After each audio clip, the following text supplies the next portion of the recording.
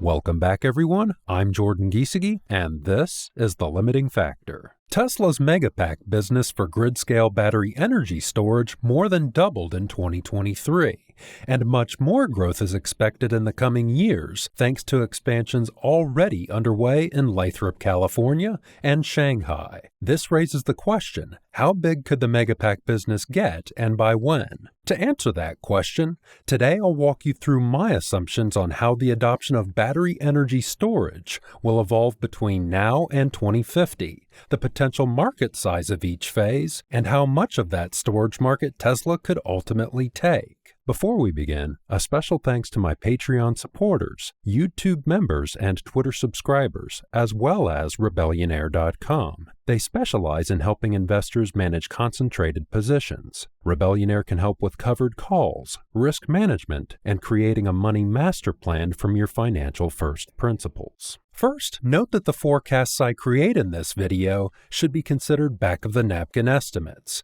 There have been thousands of pages of content written on the topic of grid storage and how it's expected to evolve over the coming years. What I'm providing today is a rough interpretation of how I expect the grid to evolve, with a focus on Tesla. As usual, I'll include my assumptions and thought process so that you can form your own view. Let's start with Tesla's estimate for the size of the grid storage market for batteries. Last year, after Investor Day, Tesla released a white paper titled Master Plan Part 3: Sustainable Energy for All of Earth. In that paper, their estimate was that for the U.S. alone, the total amount of 8-hour lithium-ion storage required to make the transition to renewable energy was 6.5 terawatt-hours. That's helpful because it gives us a fair estimate for the maximum amount of batteries required. However, it's not a forecast, so it doesn't include information on what's likely and by when. As a side note, the paper doesn't define what's meant by 8-hour lithium-ion storage. As far as I can tell, it just seems to be using 8-hour duration as a somewhat arbitrary unit of measurement to show how much energy is stored and released. In this case, that's 8 hours of duration multiplied by 815 gigawatts of power for a total of 6.5 terawatt-hours of energy. That means the 8-hour duration doesn't seem to be implying anything about the duration rating that Tesla expects that most grid storage batteries will actually have. Moving along, to add some granularity on duration and time frames, let's bring in forecasting from the National Renewable Energy Laboratory, or NREL. NREL expects that, for the U.S., the deployment of grid storage to support renewable energy will progress through 4 phases between now and 2050. You may notice that as the 4 phases progress, that the durations get longer. Why is that? 2 reasons. First, as grids increasingly shift to intermittent energy sources like wind and solar, they'll require greater reserves of grid storage to provide power when there's demand spikes or shortages in supply. Second, it's more difficult to make long-duration energy storage cost-effective. That's for several reasons, but let's cover just 2. First, longer duration storage has fewer revenue opportunities over the course of its life because it charges and discharges more slowly. Yes, grid storage that takes longer to discharge will typically last longer, but there's a limit to that. And in the meantime, the storage will be incurring expenses like maintenance, property taxes, and financing costs. Second, typically, lower price volatility is seen on longer time frames, which makes the revenue lower when energy is needed at the peaks. The fact that longer duration storage has fewer revenue opportunities and earns less for them means that cost is one of the primary limiting factors for the deployment of longer duration storage.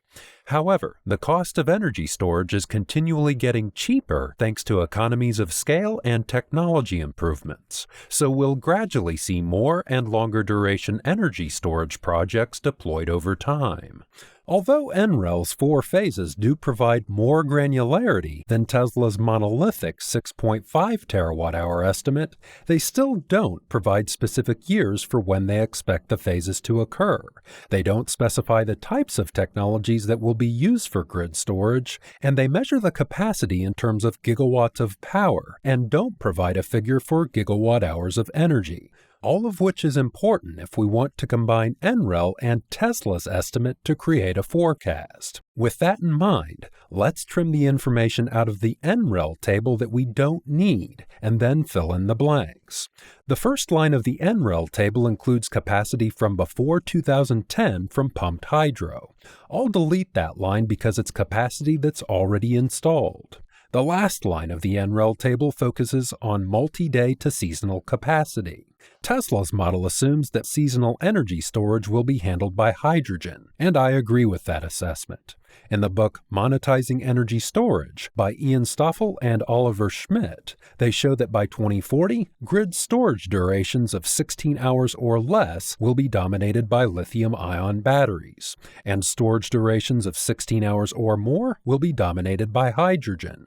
If you'd like to read that book, it's available for free online, and I'll link it in the description. Since today's focus is on battery energy storage rather than hydrogen storage, we can eliminate the last line. But I'm still going to build in 4 phases for today's analysis rather than 3. Why? Because there's significant overlap in the duration ranges in the NREL table for phases 2 and 3. NREL overlap them for good reason, which is that the primary grid services they list can use multiple energy storage durations. However, my goal today is to look at how much of each duration is needed and by when, which means we need clear differentiation between the phases. So I'm going to break the second and third phases into 3 phases, which cover durations up to 4 hours, 8 hours, and 12 hours. And I'll leave phase 1 at up to 1 hour. As a side note, up to 4 hours means between 1 and 4 hours, and so on. But I'm listing specific durations, such as 1, 4, 8, and 12 hours rather than duration ranges, because it makes the calculations I'll do in a moment easier.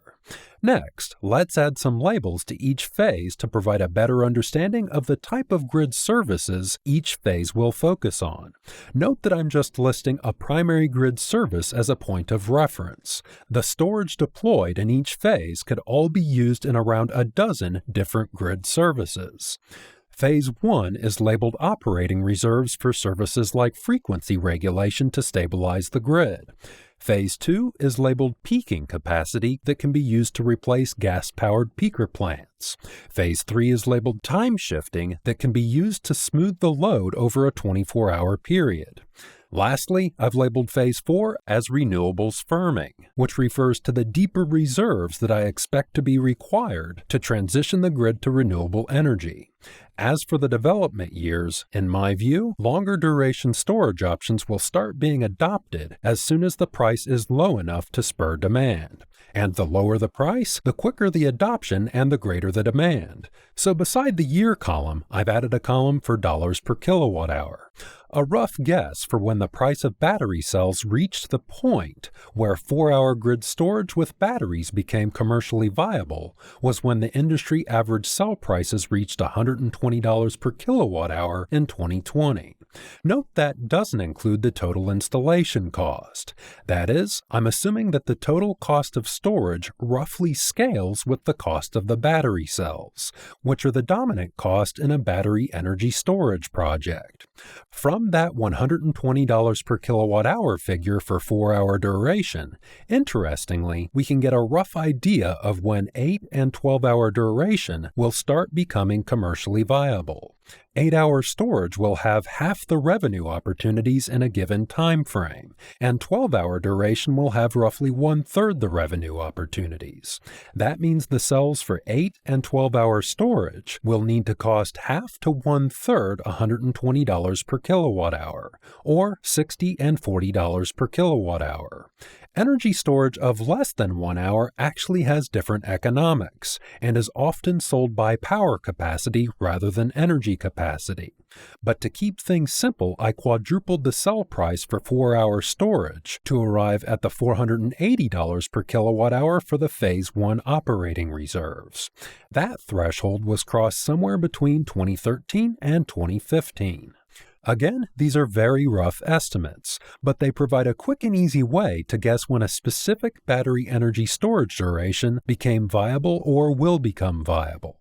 Sell prices for LFP battery cells are widely expected to hit $60 per kilowatt hour in the next year in China, which will enable Phase 3. And they're expected to hit less than $40 per kilowatt hour by 2030, which will enable Phase 4. On that note, it's unclear at this point whether lithium-ion batteries will be able to hit $40 per kilowatt hour, but even if they don't, it's likely that sodium-ion batteries will. With those starting years in mind, I created a 20-year window for each phase of storage deployment to give a general idea of the overlap that will occur between the phases and the timescales involved to transition to renewable energy. But bear in mind, these aren't meant to be definitive timeframes. With the basic framework of the table in place, let's start filling out the figures related to how much power and energy need to be deployed. Starting with power, NREL again provides broad ranges here, which makes it hard to pin down a specific amount of storage capacity deployed for each duration. However, helpfully, in one of their other slides, for 2050, they provide a more detailed split of roughly 1 to 1 to 0.3 for storage durations of up to 4 hours, 8 hours, and 12 hours. Note that's not exact, and I incorporated some of my own assumptions. For example, first, NREL forecasts that 12-hour storage in 2050 will all be from legacy pumped hydro, and they don't show any growth in that market from 2020. As I said earlier, I expect that by 2040, the 12-hour storage market will be dominated by ion-based battery technologies. So by 2050, I expect the prices to be so low that they actually encourage growth in the 9 to 12-hour storage market to help buffer deployments of renewable energy. The second assumption comes about because NREL didn't provide data on the time frame for 1 hour or below for their storage modeling slide. The 4 phases slide does show less than 30 gigawatts, but that's based on a middle-of-the-road estimate. That means we'll have to take an educated guess for the power deployment for 1 hour storage that scales roughly along with the other durations. With all those assumptions in mind, I've estimated 64 gigawatts for Phase 1, 320 gigawatts for Phase 2 and 3, and 106 gigawatts for Phase 4. Outside of the ratio derived from the NREL table, why did I pick those specific numbers? 2 reasons. First, NREL's forecast was a middle-of-the-road estimate, and I expect that in the long term, battery prices will be lower than they expect, which will drive a faster transition to renewable energy. Second, because as we'll see in a moment, adjusting for duration, these numbers line up with Tesla's estimate of a maximum of 6.5 terawatt-hours of lithium-ion storage for the U.S. That estimate is of course overly bullish by 2050 because it's a maximum, but I'll make some adjustments later in the video that'll moderate that forecast. With the gigawatts of capacity and the average duration in place, it's straightforward from here to calculate the number of gigawatt hours required. By multiplying the gigawatts of capacity by the duration of the energy storage, the result is 64 gigawatt hours for Phase 1, 1.28 terawatt hours for Phase 2, 2.56 terawatt hours for Phase 3, and 1.28 terawatt hours for Phase 4. That adds up to a total of 5.18 terawatt hours, which of course doesn't add up to the 6.5 terawatt hours in Tesla's estimate. That's because we're using a range of durations rather than the 8-hour duration that Tesla's using across the board. To account for the difference in units, I've converted all the energy figures for each duration into their 8-hour equivalents. Using 4-hour duration as an example, a battery pack that has a 4-hour discharge duration can cycle twice as quickly as a battery pack rated for 8 hours. That means for the same number of gigawatt hours, it can move twice as much energy. Therefore, 1.28 terawatt hours of grid storage with a duration rating of 4 hours is equivalent to 2.56 terawatt hours of grid storage with a duration rating of 8 hours. After running that calculation for each duration, the total amount of 8-hour equivalent energy storage comes to 6.472 terawatt hours, which is close enough to Tesla's 6.5 terawatt hour figure. With the core of the forecast in place, the next question is, how much annual production will be required to supply these multiple terawatt hours of batteries? To answer that, it's just a matter of dividing the amount of energy deployment for each battery energy storage duration by how long we can expect each to last. That is, their service life. I'm going to assume 10 years for 1-hour storage, 20 years for 4-hour storage, 25 years for 8-hour storage, and 30 years for 12-hour storage. I picked 20 years for 4-hour storage because Tesla currently offers up to a 20-year warranty on their Megapacks. But beyond that, the numbers are just educated guesses. That's because estimating the life of battery energy storage is difficult. Most people would assume that the life of a battery would be strictly determined by its cycle life, but reality is a bit more complex. That's because it's not just charging and discharging that causes degradation to Megapacks. It's also the amount of time that the packs spend exposed to extreme temperatures and adverse weather conditions. That means it's not worth going too far into the weeds with trying to predict the service life of different grid storage durations for this video. After dividing the amount of storage required for each duration by expected service life, the amount of annual production capacity required is 6.4 gigawatt hours per year for Phase 1, 64 gigawatt hours per year for Phase 2, 102 gigawatt hours per year for Phase 3, and 43 gigawatt hours per year for Phase 4. But this is just for the US. What about at a global level? Let's assume that the rest of the world has roughly the same split of phases, timeframes, and durations that the US does. As I said earlier, Tesla estimated 6.5 terawatt hours of lithium-ion batteries needed for the US, but they also estimated 46.2 terawatt hours needed for the world. That means to convert from the US production estimate to the global production estimate, we need to multiply by 7.1. The result is 45 gigawatt hours of production per year for Phase 1. 454 gigawatt hours per year for Phase 2, 724 gigawatt hours per year for Phase 3, and 305 gigawatt hours per year for Phase 4, for a total of 1.528 terawatt hours per year. How does that compare to Tesla's estimate for global battery energy storage production? Tesla divided 46.2 terawatt hours by 20 years of service life to arrive at 2.3 terawatt hours per year of production required to transition the world to sustainable energy. So my estimate for global annual production comes in at about 2/3 of Tesla's estimate. That works out well because Tesla's estimate is for full decarbonization at a global level, and I don't expect that to occur in the next 25 years. Given that most countries have set targets to decarbonize by 2050, 2/3 makes for a good base case forecast. With the global forecast in place, let's look at how much of the global market share for battery energy storage Tesla can absorb with their Megapack products. According to TrendForce, for 2023, the global battery energy storage market was about 117 gigawatt hours, and according to Tesla's Q4 2023 earnings call, they deployed 14.72 gigawatt hours. That means Tesla deployed about 12.5% of global battery energy storage production in 2023. In 2022, the number was 12.8%, and in 2021, it was 6.6%. However, last year in 2023 was the first year that Tesla began scaling their first dedicated Megapack factory, which they'll duplicate and scale over the coming years, and they're already planning to quadruple production capacity by the end of the year.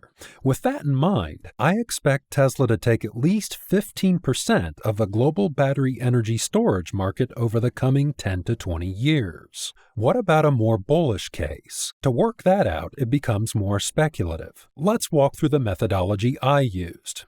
I started by looking at current global energy demand from all sources and divided up the global energy market into 6 regions and 2 countries, India and China.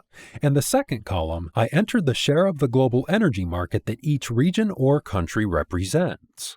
In the third column, I took a guess at what I think Tesla's maximum market share could look like in each region or country. Let's look at the assumptions that went into each. In the US, for the first 3 quarters of 2023, 13.142 gigawatt hours of grid storage was installed. Tesla deployed 11.522 gigawatt hours of grid storage in those same 3 quarters. Although we don't know where that storage was deployed, most of it was likely deployed in the US, and that's where Tesla's built their first Megapack factory.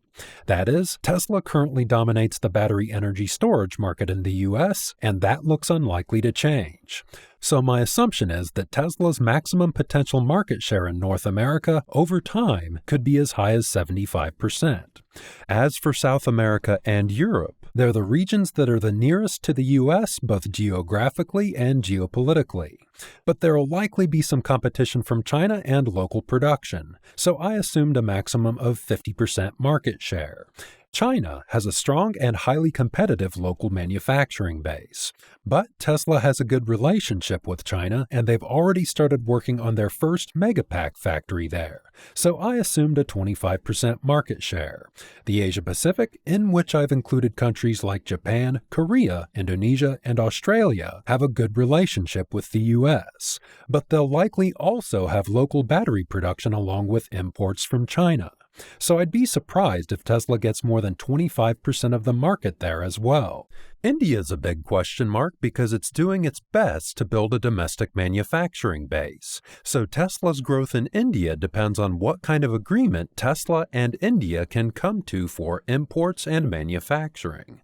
But even if they do come to an agreement, I expect competition from local companies. So again, I expect 25% maximum market share for Tesla. Lastly, Central Asia, Africa, and the Middle East are loaded with geopolitical question marks, and they might get most of their battery storage from China. Furthermore, I don't know how fast they'll make the transition to sustainable energy, which could mean that by 2050, those countries see a smaller share of their total energy market transition to battery energy storage. So I've given Tesla at best a 10% market share in each. After multiplying each region's or country's share of the global market by Tesla's share of each of those markets, then tallying up the results, it gives Tesla a maximum potential global market share of 35% for battery energy storage. Then, if we plug the high case and the low case into the 4 phases from earlier, we can see that in time, Tesla could be deploying, at minimum, about 229 gigawatt hours per year of grid storage, and at most 535 gigawatt hours per year. Before we move on to the summary, what are the major risks to Tesla's grid storage business? I see 2. The first is delays with connecting the Megapacks to the grid and transformer shortages. According to Wood Mackenzie, those issues have resulted in up to 80% of the projects coming online being delayed.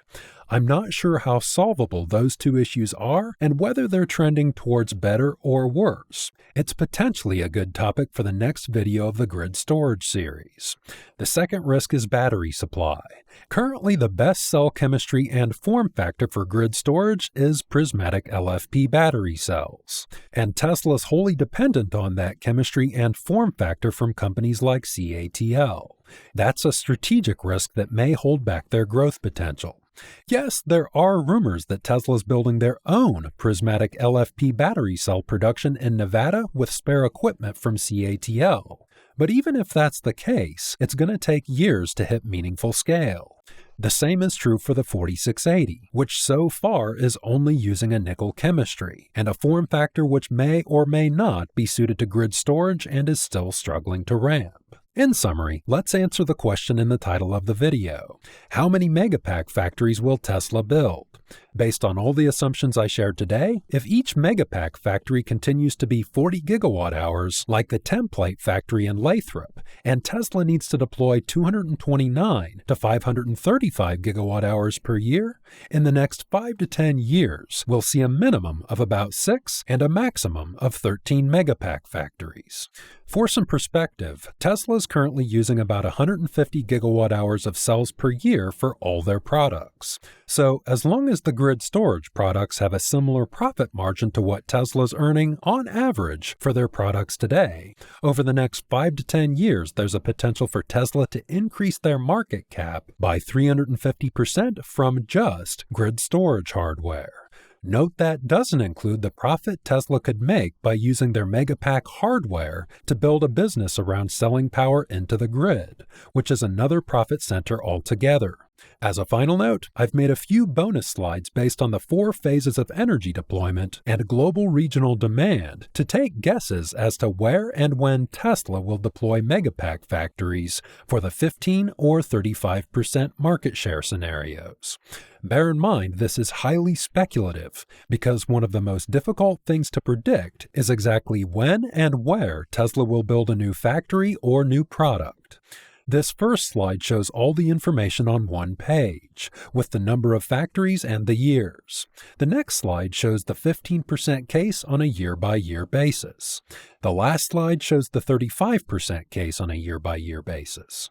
The first impression here is that this looks like a lot of work and a stretch, but Megapacks are far easier to manufacture than a vehicle, and that's reflected in the cost of the factories. A Megapack factory costs about $400 million, whereas a Gigafactory for vehicles costs $5 to $10 billion.